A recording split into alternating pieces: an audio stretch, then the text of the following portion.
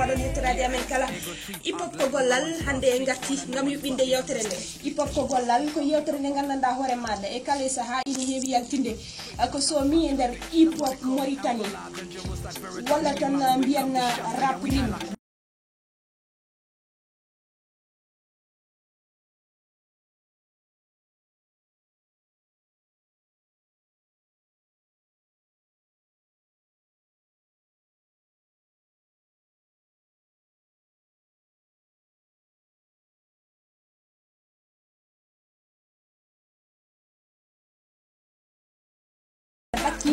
njeta hen ko photo mako holno wite o wite ko CTD aka Diamant Noir Cheikh Tidiane Diop de son vrai nom o mon do jogi studio eden anni yewtidemo eden anni tigiri gi wostindirde makko mijoji assalamu alaikum Cheikh Tidiane Diop maaleykum salam nenam ça va no badda badadi sel baday tampere alhamdulillah min jeni no mono feewi gila garnoda do en année passée mbadduden émission min jitanima ko min buri wallahi an buri yewni non yewni murten nek mortonnabe buri yewnudema to bangam nyamo mbiɗo jogi weltare bismade ɗo henne goto mo gandanɗa hoore maɗa omo golla ko waɗi fayida e rap rime nde toon oɗon gandi radio nan to leydi France ino noddire radio rap rime won gayni goto alimo toon ɗum noon dane nde ko dane nde gandanɗa hoore maɗa oɗon gowi ɗum oɗon gandi ɗum o wiyete ko Bax Camara. Salam alaikum Bax.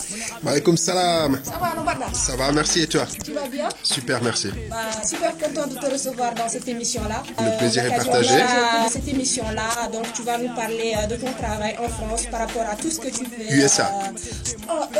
Autant pour moi, aux États-Unis. Il n'y a pas de problème. Par rapport à tout ce que tu fais pour le rap mauritanien, Inch'Allah. Inch'Allah. Bienvenue. Merci.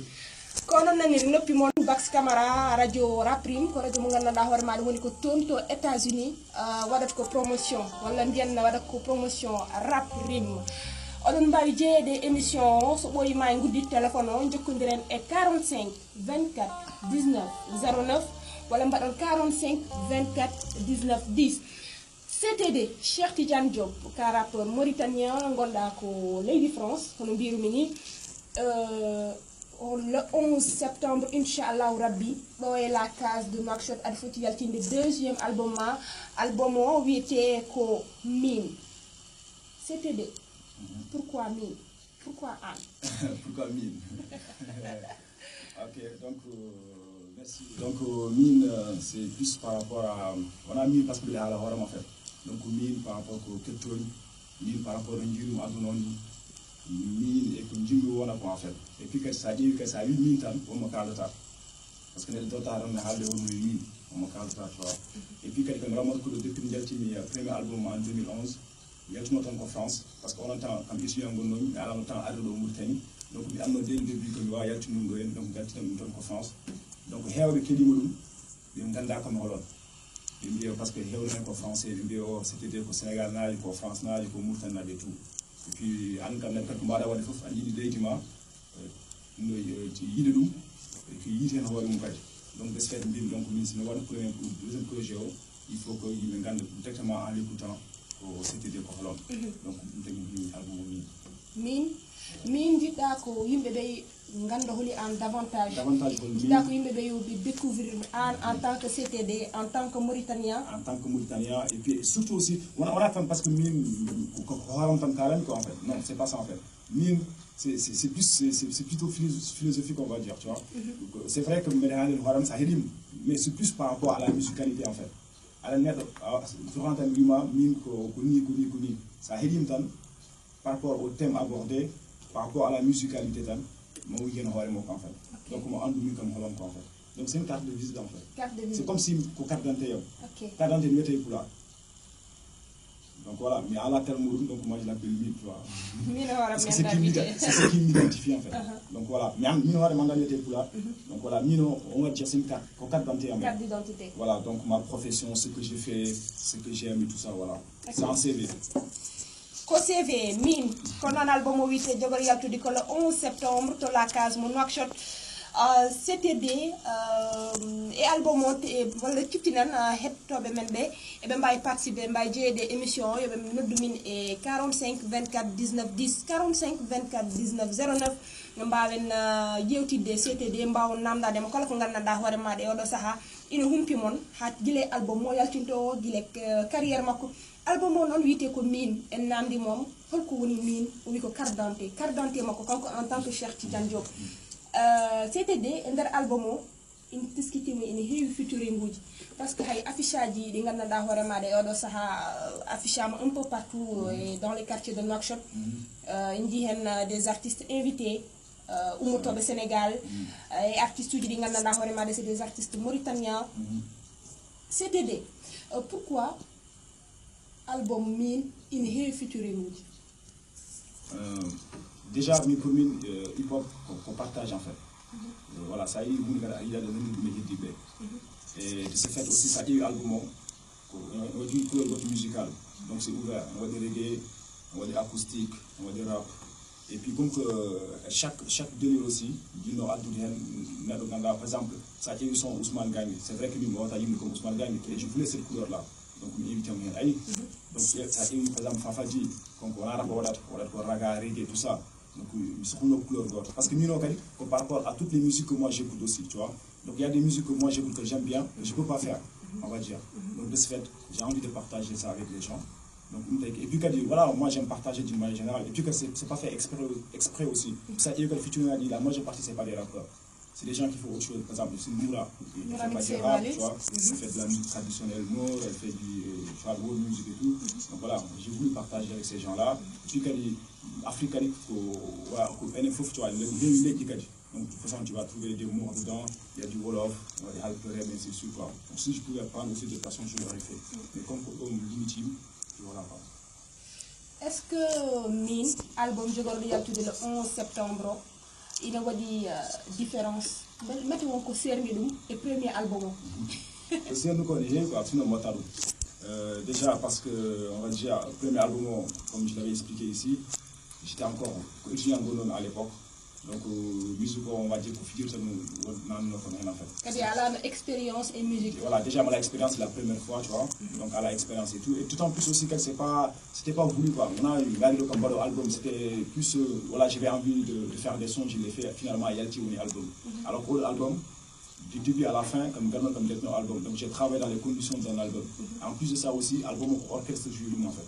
On a instrumental avec la machine. C'est avec des musiciens, c'est avec des professionnels, donc déjà un peu différent. Puis quand il y a que le premier album, mais là, pas une couleur de février. Et autre album, il y a beaucoup, tu vois. Et autre chose. Et même les thèmes abordés, et puis comme tu as dit aussi, j'ai pris de l'expérience, j'ai mûri autre chose. Donc autre album, on va dire, voilà, c'est un album mûr, réfléchi, quoi. Plus qu'un pour l'autre. Plus que l'autre. Même si l'église est d'accord, négligeable pour Malito, parce qu'on veut le premier BBM, donc voilà.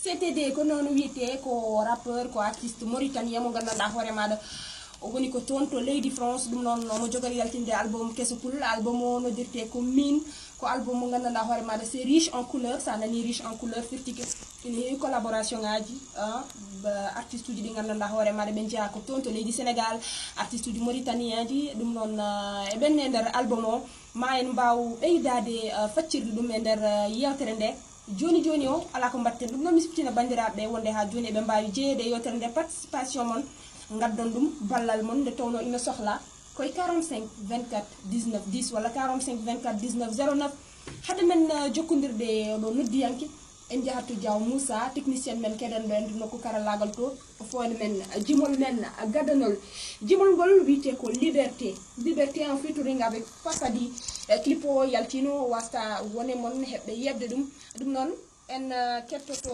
son gaddano liberté CTD.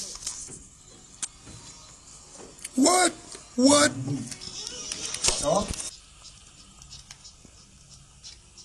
ɗum noon mi nani e nder jimol ngol aɗa haala hen ko heewi ko gandanɗa hoore maɗa ko caɗele ɓeɗo ɓe gandanɗa hoore maɗa ko kamɓe goni wonɓe aduna o yimɓe wonɓe aduna mo eɗen gandi e oɗo saaha caɗele ne keewi saabu mi nani aɗa wiya mon peuple va mal a wi yimɓe rendo ma walla mbiyen yimɓe leydi ma eɓe jogui caɗele mbiɗa combattre je dois comment an ka artiste mbiɗa combattre je dois comment combattre en tant qu'artiste holno kaɓirteɗa beele kamɓe yimɓe leydi ma peuple ma ɓe mbawa hebde liberté maɓɓe ɓe mbawa hebde weytare maɓɓe. Bon alani haɗene ni façonnaji donc wonen haare nden nde wona si wona haare goɓɓe walla ɗeftude armuji kaɓe jom hakkille kam sene haɓete ko idéji moƴƴi ko en fait donc de ce fait minen mamin kaɓe e fannuji kew kala tan min jii ko muusi yimɓeɓe mamin kaal et puis on essaie de beaucoup de solutions on va être près du terrain la preuve hande mi ko France gonmi wona hedda toon tan ona mais mi ari e leydam pour mi ƴeewa mi remarque affaire gonɗi ɗo hen et de temps en temps je reviens. J'essaie de faire des choses pour participer au développement de mon pays. Comment? On va faire des choses, ça, tu essaies de faire des choses. Il y a plein de trucs déjà par rapport à la culture. Les gens ils négligent trop la culture, tu vois. Mais ça il nous fait culture qui nous reflète la réalité du pays. Parce que nous, chaque artiste est un ambassadeur. Parce qu'aujourd'hui, oui, en France, je fais des concerts. La dernière fois, j'étais au festival Rapanda, j'ai représenté la Mauritanie. Donc, ça participe à la visibilité de la Mauritanie. Tu comprends? Et de ce fait aussi, même le clip là avec Noura qu'on a fait. Noura Mitseimani. On a fait exprès, on l'a mis tout le monde en Mauritanie. Il y a des amis français qui n'ont jamais allé en Mauritanie qui m'ont dit que ça donne envie d'aller en Mauritanie. Parce que une petite décor, tu vois, on leur a montré, tu vois, le désert et tout, c'est des trucs qu'ils n'ont jamais vu en fait. Et de ce fait, peut-être un jour, envie à de Sénégalais, c'est des touristes, déjà ils vont dépenser, même déjà hôtel, même déjà restaurant, même déjà ailleurs, tu vois, donc ça va créer de l'emploi. Tu vois ce que je veux dire ou pas? Et aussi quand ils viennent en fait, n'importe où, on a des problématiques. Il y a beaucoup de choses voilà, c'est bien quoi. Donc nous on est francs. Si ça va mal, on le dit. Et si aussi il y a des choses positives, on le dit aussi. Et on essaie aussi de participer, d'être près des jeunes. Parce que moi, je fais du rap, mais j'en profite pour beaucoup discuter. Les gens qui me suivent sur Internet, tout ça, on parle de plein de choses. On essaie de voir comment on peut changer les choses. Parce que aujourd'hui, il y a un truc qui est très positif que j'ai remarqué ici en Mauritanie. C'est vrai que ça a eu à faire changer en nous, mais il y a changé en fait, il évolue. Et puis quand il y a changé, donc maintenant il y a des mentalités, il y a des jeunes qui sont de plus en plus solidaires, conscients. Il y a des activités qui se font de plus en plus. Et donc, du coup, d'ici quelques années, ça continue maintenant, la boucle change. Donc, voilà, nous, c'est notre rôle, c'est ce qu'on doit mettre en place. Chanson, votre futur a flingué notre passé à bout portant. Donc, comment c'était des hadres? Non, je parle bien sûr, je parle du système. Le système, mais quand je dis système, je ne dis pas le système mot ou pas, parce qu'il n'y a pas que les mots qui sont dans le système. Il y a les poulailles, les sonniers, tous les Mauritaniens d'une manière générale, tu vois ce que je veux dire. Donc eux, pour moi, ils ont dilapidé le pays. Tu vois. La preuve, il y a du monde, donc dans cette. Mais justement, ça veut dire quand même que ça veut dire que ndel murtan fo nogal pourquoi ne welno ni yelde tagani minen amin ngara parce qu'en fait yimbi won arabe ça efti fof wala bonni fof arabe ko deftat len yimo murtan pour nogal ça veut dire que eux ils ont rien laissé en fait tu vois donc justement comme on est instant pour murtan welno ils devaient au moins garder weltan nedon mais pas ce bonni dum donc parce que alan hande wuruma ene fon dendi dum so boni tan ene fon bonni so moji kala ene tan fon bay mo dindi dum. Donc moi cette phrase-là ça me fait mal, tu vois. Donc voilà, donc pour moi nous qui sommes responsables, tu vois, au gouvernement, jeunesse, tu vois, parce que gouvernement, gouvernement, voilà. Donc c'est une petite gouvernement, voilà une force, parce que quand même sans donc le pays c'est pour nous tous. C'est vrai que chacun de nous a ses responsabilités, mais il faut que chacun aussi essaie de définir ses responsabilités et essayer de faire des gouvernements autant que. Par exemple, imagine, la dernière fois, moi j'étais à Bassara. Quand j'étais jeune, j'ai traîné là-bas. Il y a 10 ans, 12 ans de cela. Mais avant, j'étais avec le gars là, il dit comment ça se fait qu'à gouvernement, non, à un moment donné, on a un gouvernement, ko bi mon garde un jour don on affaire on baydu wadi gouvernement soxlana ara on tahay mbaden journée piton affaire wi modon ne son ara ne vous fodon vous créez des choses bien ko badum no modjani vous sensibilisez les gens vous n'avez pas besoin du gouvernement pour faire ça ko galle ji modon affaire sont des problématiques on ça tout ga gouvernement tina ga ko ndo ko et ngata do ga ils sont dans leur palais ils vivent dans de bonnes conditions donc à un moment donné c'est à vous de prendre vos responsabilités la pile du modon pour essayer de n'importe qui peut le faire. Voilà, moi je pense que c'est ça.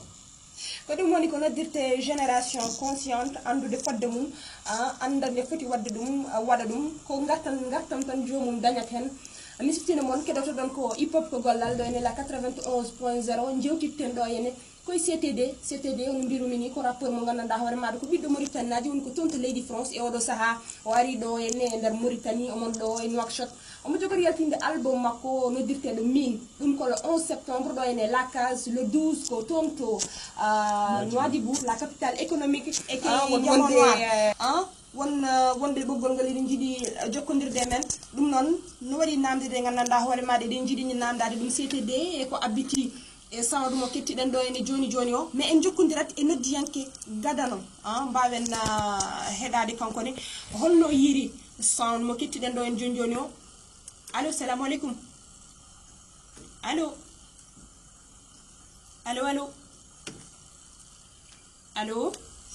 Oɗo cikkumi ko jumɗa mi siftino mon kala jidde jeeyede yewtere nde yo noddu e 45 24 19 10 walla 45 24 19 09. Allo, salamu alaikum. Allo, bismillah ma. Oguiya Diallo. Serta Diallo, dollar Diallo. Wallahi minora mi salmiti mama. Salminama Oguiya.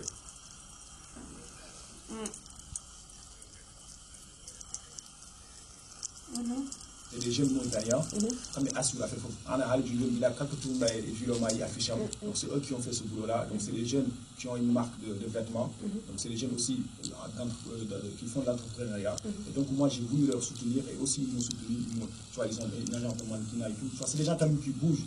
Et ce jour-là, il y aura une organisation, on va faire une bonne sono. Et puis surtout aussi, il y a des artistes qui viennent de l'étranger, qui viennent soutenir aussi. Et nous disons que c'est une galère, au moins il y a un diable comme ça, c'est une galère, il y a un gars comme Moursel Collège, parce que c'est un carré. Donc voilà, il y a les Fafadi, il y a Popese, il y a Books, il y a aussi des artistes mauritaniens, donc je ne veux pas citer de nom.